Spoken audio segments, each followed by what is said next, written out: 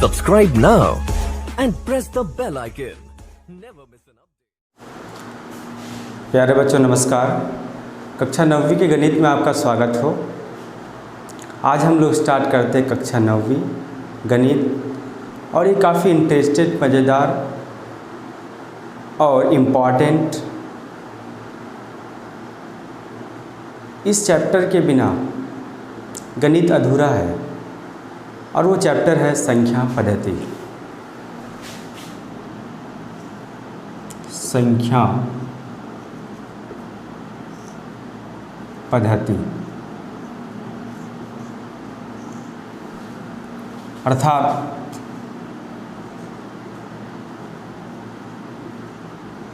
Number system. और ये interested इसलिए है कि जिसके बिना गणित बनने वाला ही नहीं। तो सबसे पहले हम लोग फर्स्ट क्लास में जब एडमिशन लिए थे तो हम लोग वहाँ संख्या सीखे थे, जैसे 1 2 3 4 5 100 तक। फिर जब अगली कक्षा में गए तो हम लोग वहाँ पे फिर नेक्स्ट सीखे 101 102, इसी तरह से 500 तक सीखे। तब फिर नेक्स्ट आते गए, तब फिर बाद में पता चला कि संख्या में ज़ीरो भी आता है। अब जैसे हमारे पास 500 रुपया है तो हम बोल रहे कि मेरे पास 500 रुपया है। अगर अगर मेरे पास एक भी रुपया नहीं, कोई पैसा नहीं है, तो मैथ की लैंग्वेज में हम लोग क्या बोलते हैं, मेरे पास 0 पैसा है।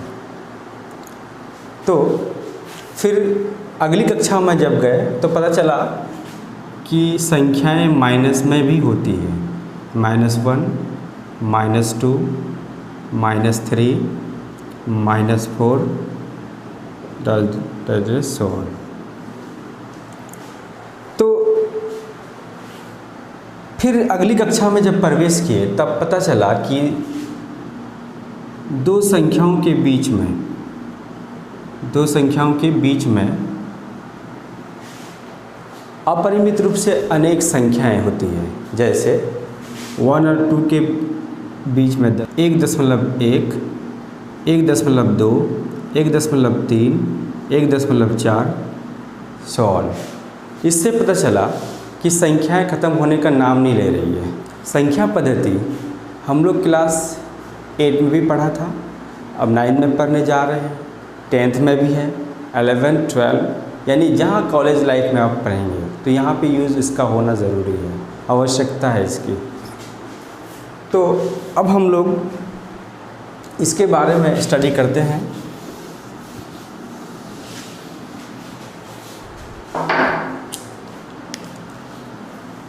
सबसे पहले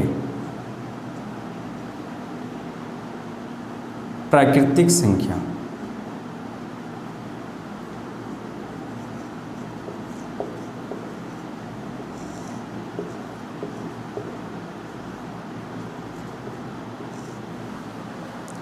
अर्थात नेचुरल नंबर।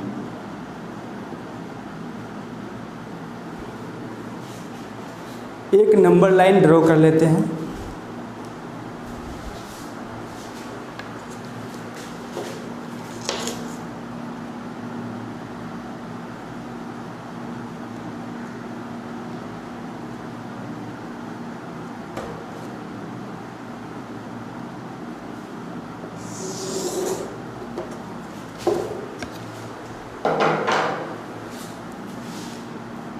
इसके दोनों तरफ एरो रहेगा। एरो का मतलब है कि वो अनंत तक है, चलता रहेगा। इसके बीचों बीच इंडिकेट करते हैं 0 को। 1-1 सेंटीमीटर का दूरी लेते हैं। 1 2 3 4 5, 6। अब आते प्राकृतिक संख्या। प्राकृतिक संख्या का मतलब है कि गिनने वाली संख्याएं, यानी गिनती की संख्या प्राकृतिक संख्या कहलाती है। गिनती की संख्या,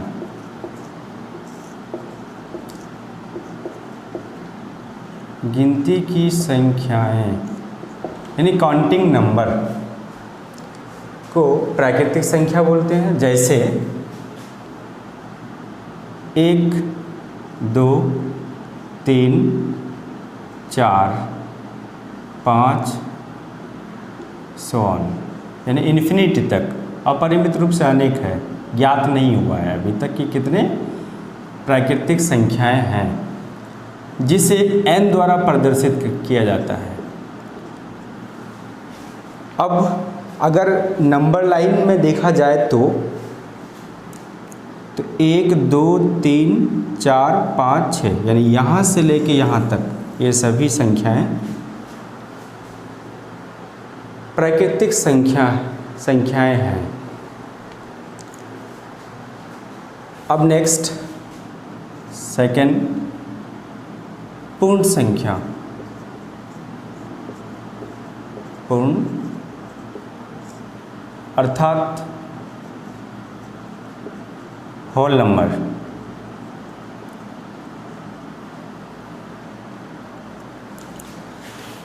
होल नंबर यानी पूर्ण संख्या, इसका मतलब पूरा संख्या, पूरे संख्याएं।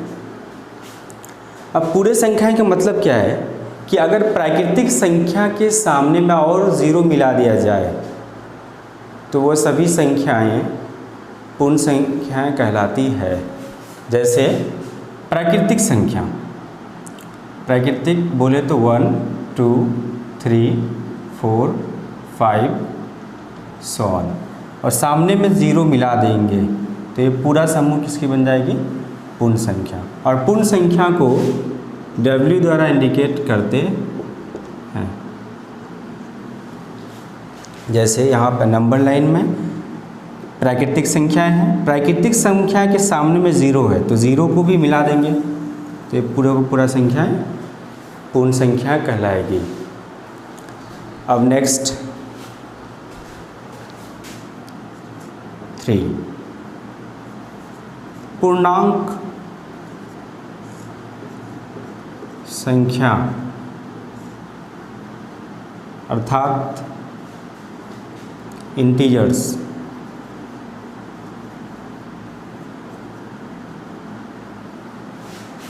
इंटीजर्स जैसे अगर नंबर लाइन में इधर चले तो 0, -1, -2, -3, -4, -5 इधर चलता जाएगा। तो पूर्णांक संख्या का मतलब क्या होता है, पहले मतलब समझते हैं। अगर पूर्ण संख्या के समूह में से पूर्ण संख्या 0, 1, 2, 3 डैश प्राकृतिक संख्या को उसके उल्टे तरफ अगर ऋणात्मक में लिख दिया जाए,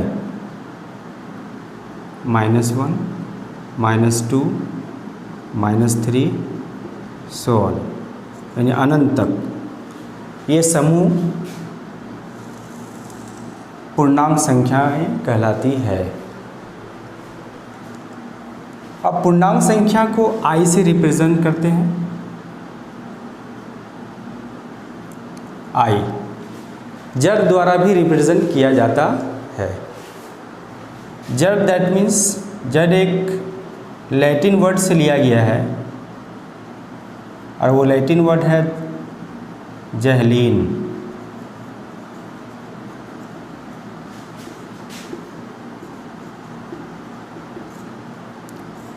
जिसका मीनिंग है गिनना।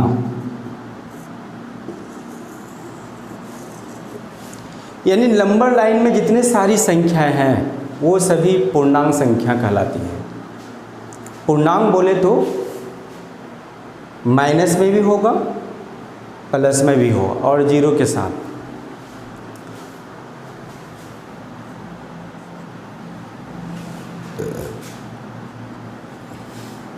तो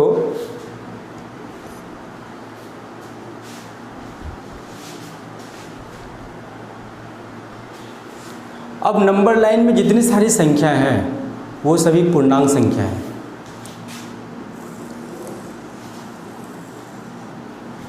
अब पूर्णांक संख्या को हम लोग ऐसे भी डिनोट कर सकते हैं, जैसे ज़ीरो, चाहे ज़ीरो प्लस में रहे तो भी ज़ीरो के बराबर, और ज़ीरो माइनस में रहे तो भी ज़ीरो के बराबर।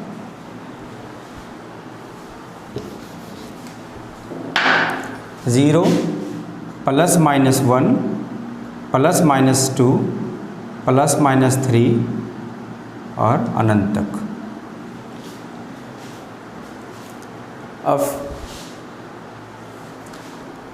अब नेक्स्ट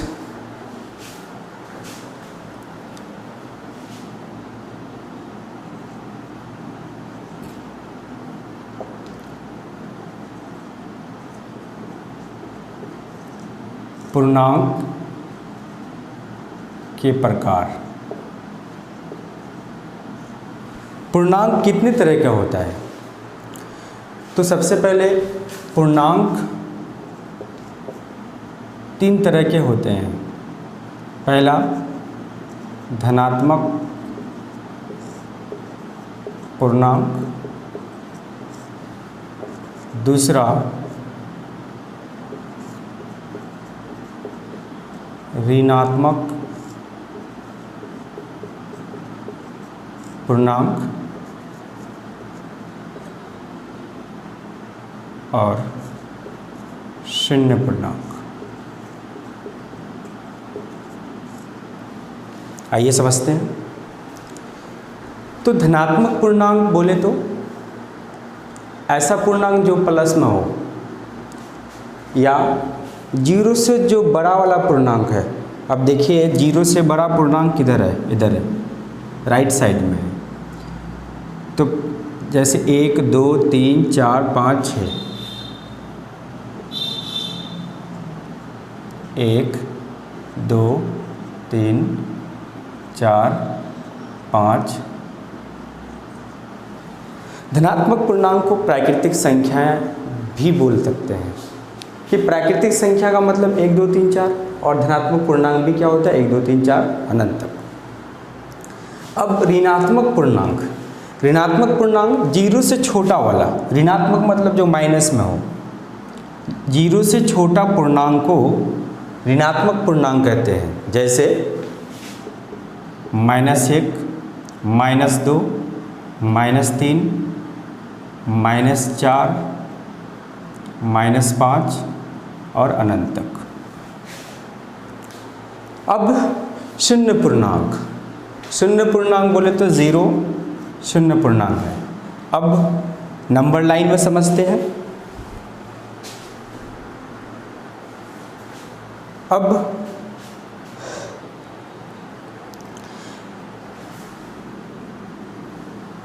जीरो से जो बड़ा है, जीरो से बड़ा राइट साइड में है, और जीरो से बड़ा इंटीजर यानी पूर्णांक को धनात्मक पूर्णांक कहा जाता है। तो ये क्या हो गया? धनात्मक पूर्णांक, धनात्मक पूर्णांक। और ऋणात्मक पूर्णांक, ऋणात्मक पूर्णांक बोले तो जीरो से छोटा, और जीरो से छोटा तभी होगा जब माइनस में हो। तो जीरो से छोटा वाला पूर्णांक को ऋणात्मक पूर्णांक कहा जाता है। तो यहाँ से इधर क्या हो गया? ऋणात्मक पूर्णांक। अब लास्ट में शून्य पूर्णांक, शून्य पूर्णांक बोले तो ज़ीरो, ज़ीरो शून्य पूर्णांक कहलाता है, शून्य पूर्णांक कहलाता है।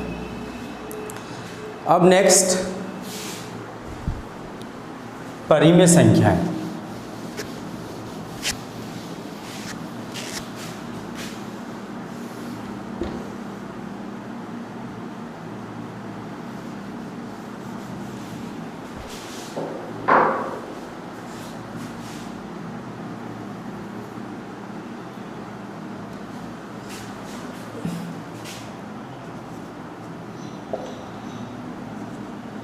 परिमेय संख्याएं।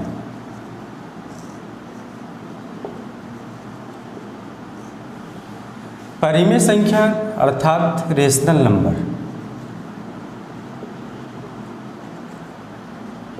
रेशनल नंबर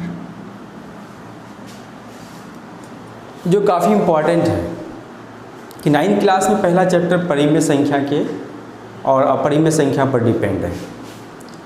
तो परिमेय संख्या का मतलब है कि ऐसी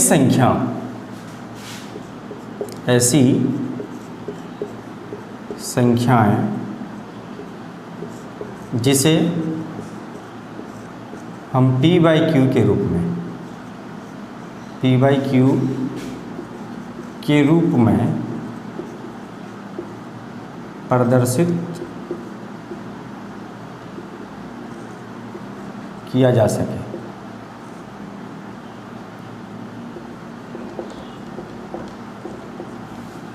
परिमेय संख्या कहलाती है।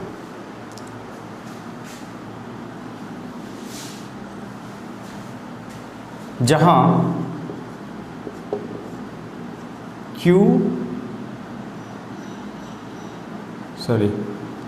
p और q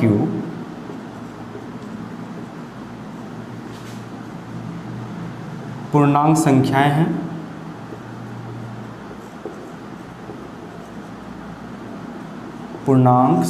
हैं तथा q नॉट इक्वल टू 0।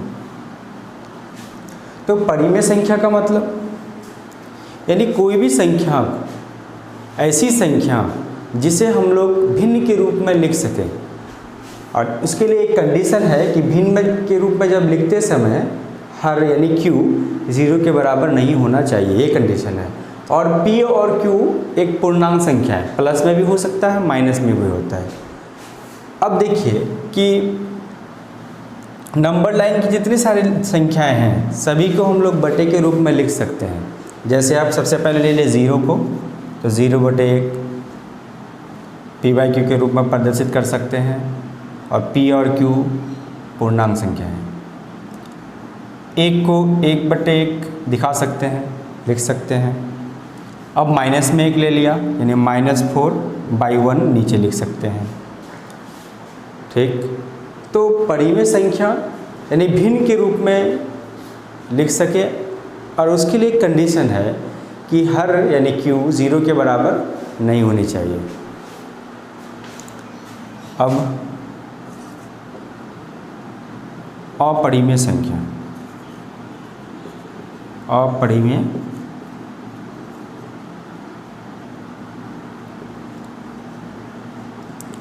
संख्याएं। अपरिमेय संख्या का मतलब ऐसी संख्याएं जिसे p/q के रूप में ना लिख सके, उसे p/q के रूप में नहीं लिख सकते हैं। तो p/q के रूप में नहीं लिख सकते हैं, बट इसका एक कंडीशन है q यानी हर 0 के बराबर हो सकता है। जैसे 1/0 यानी कंडीशन क्या है कि ये हर 0 के बराबर हो सकता है, लेकिन यहाँ पे 0 है, तो ये क्या हो गया? अपरिमेय संख्या। अब ऐसी संख्या जो वर्गमूल में हो और कंप्लीट वर्गमूल से बाहर ना निकल पाए, जैसे √2, √3, √5, √6, √7। अब जैसे मान लेते हैं कि √4, अब इसको बाहर निकाल सकते 2 के बराबर है, तो वर्गमूल 4 का मूल्य 2 हो गया। तो 2 क्या है? परिमेय संख्या है। और या फिर √9, √16 ये परिमेय संख्या है।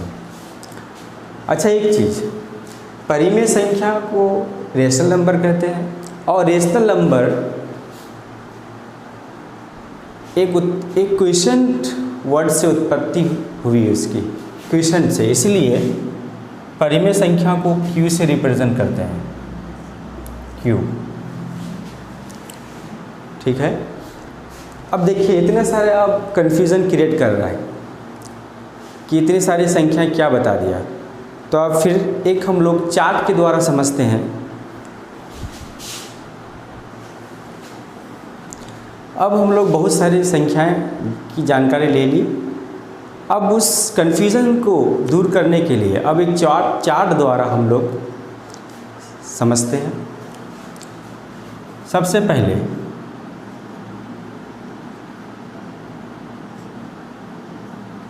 प्राकृतिक संख्या जिसे n द्वारा प्रदर्शित करते हैं, जो 1, 2, 3, 4 सो ऑन। फिर इसको एक बॉक्स से घेर देंगे। पूर्ण संख्याएं, पूर्ण संख्या को W द्वारा रिप्रेजेंट करते हैं, यानी प्राकृतिक संख्या के सामने में 0 लगा देंगे। तो 0, 1, 2, 3, 4 अनंत तक। फिर इसको बॉक्स बना के घेर देंगे। अब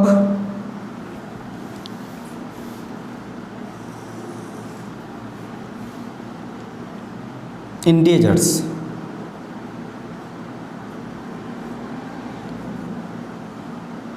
यानी पूर्णांक, पूर्णांक संख्याएं, जैसे 1, 2, 3, 4 अनंत तक। फिर इधर माइनस में ले लेंगे, -1, -2, -3 फिर अनंत तक। ठीक है, फिर इसको बॉक्स बना के घेर देंगे। इसको इरेज कर देते हैं।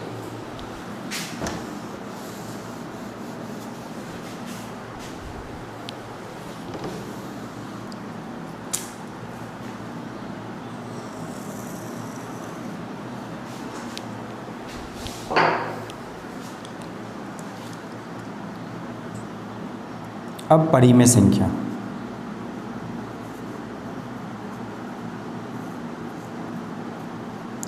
परिमेय संख्या वो संख्या है जिसे p/q के रूप में लिख सकते हैं, बट q 0 के बराबर नहीं हो सकता।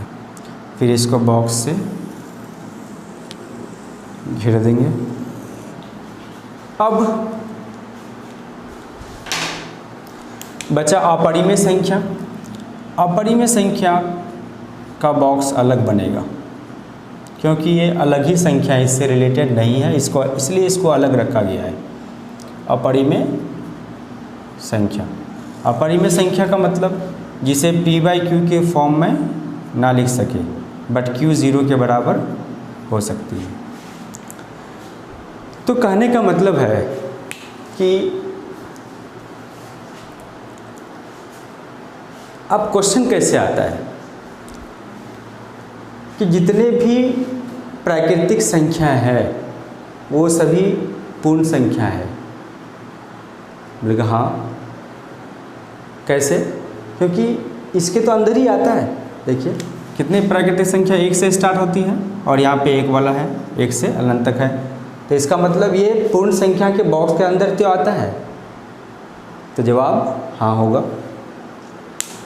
फिर से सवाल, क्या जितनी भी पूर्ण संख्या है वो सभी पूर्णांक संख्या है? हाँ बोली है। देखिए पूर्ण संख्या 0 से स्टार्ट होती है। देखिए यहाँ 0 से इधर है, तो आंसर हाँ। अब फिर से सवाल, क्या जितने भी पूर्णांक संख्या है क्या सभी परिमेय संख्या है? बोले हाँ है। कैसे? जैसे मान लिए कि पूर्णांक संख्या माइनस में ले लेते हैं, -3/1 लिख सकते हैं, परिमेय संख्या है। चाहे प्राकृतिक ले लो, प्राकृतिक 1 ले लेते हैं, 1/1 हाँ परिमेय संख्या है। अब पूर्ण संख्या ले लो 0/1 हाँ है।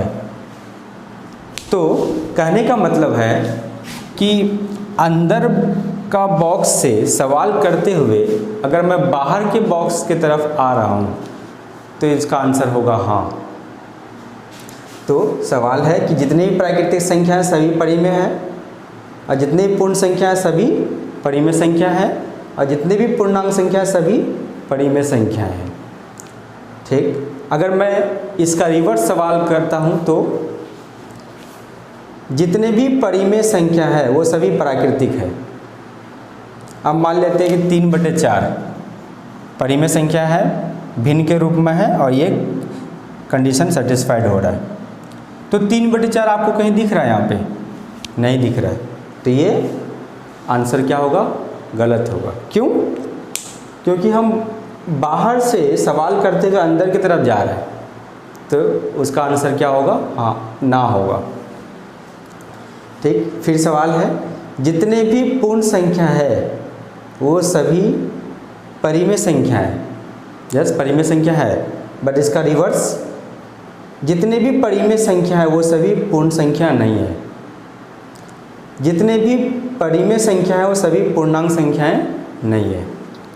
अब देखते हैं अपरिमेय संख्या। अपरिमेय संख्या सबसे अलग है, इसलिए सबको अलग रखा गया है।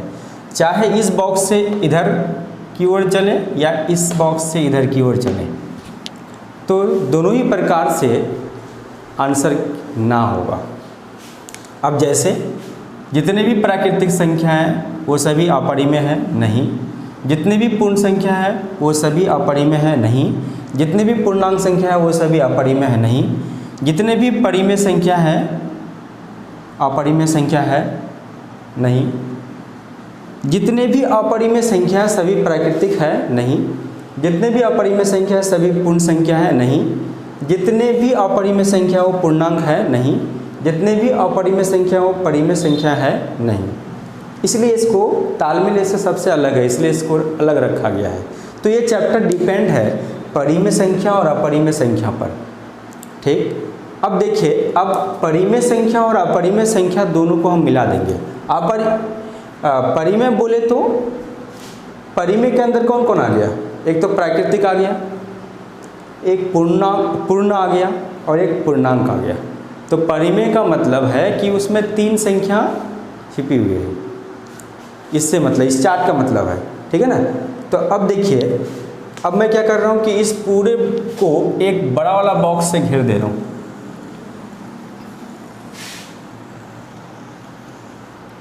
अब देखिए, अब यहाँ से क्या मिला आपको? परिमेय संख्या है, और यहाँ से आपको अपरिमेय मिला। तो परिमेय संख्या और अपरिमेय संख्या मिलकर यानी उसकी समूह वास्तविक संख्या कहलाता है। वास्तविक संख्या, वास्तविक संख्या बोले तो रियल नंबर, रियल, यानी कहने का मतलब है कि परिमेय संख्या और अपरिमेय संख्या के समूह को वास्तविक संख्या है। यानी दुनिया में जितने सारी संख्या हैं सभी वास्तविक है। अब देखिए, वास्तविक संख्या का गोला क्या हो गया? बड़ा हो गया, सबसे बड़ा है। तो ये सभी वास्तविक संख्या के गोला के अंदर आ रहा है। तब फिर से सवाल है कि क्या जितने भी प्राकृतिक संख्या है वो सभी वास्तविक है? बोले हाँ है। कैसे? बल्कि वास्तविक संख्या का बॉक्स बड़ा है, इसके अंदर ही तो सब आता है, तो हाँ होगा। जितनी भी पूर्ण संख्या है वो सभी वास्तविक है, हाँ है। जितनी भी पूर्ण संख्या है, पूर्णांक है, वो सभी वास्तविक है। जितने भी परिमेय संख्या है वो सभी वास्तविक है। जितने भी अपरिमेय संख्या है वो वास्तविक है। तो ये इस चार्ट का मतलब यही है। अब फिर से हम लोग देसी भाषा में एक इसको कन्फ्यूज़न को और दूर करने के लिए देखते हैं। अब जैसे मान लिया प्राकृतिक संख्या को ये मान लिया भोलमड़ा है,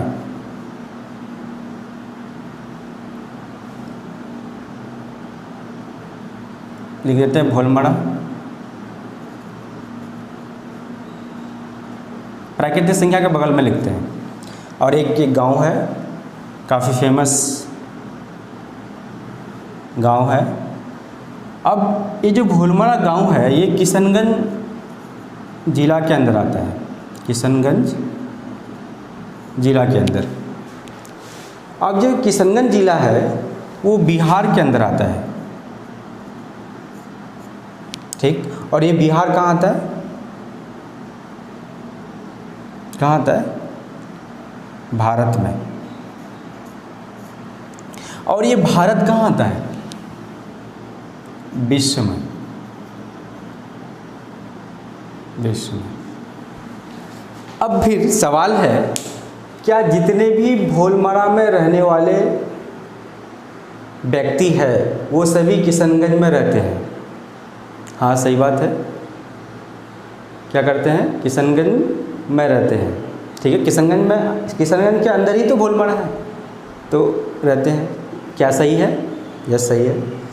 अब सवाल है कि जितने भी किशनगंज के व्यक्ति है वो सभी बिहार में रहते हैं। हाँ सही है, बिहार में ही रहते हैं, उस बिहार, किशनगंज, बिहार के अंदर ही किशनगंज है। फिर सवाल है, क्या जितने भी बिहार में रहने वाले व्यक्ति क्या भारत में रहते हैं? हाँ भारत में ही रहते हैं, भारत के अंदर ही बिहार है, सही है।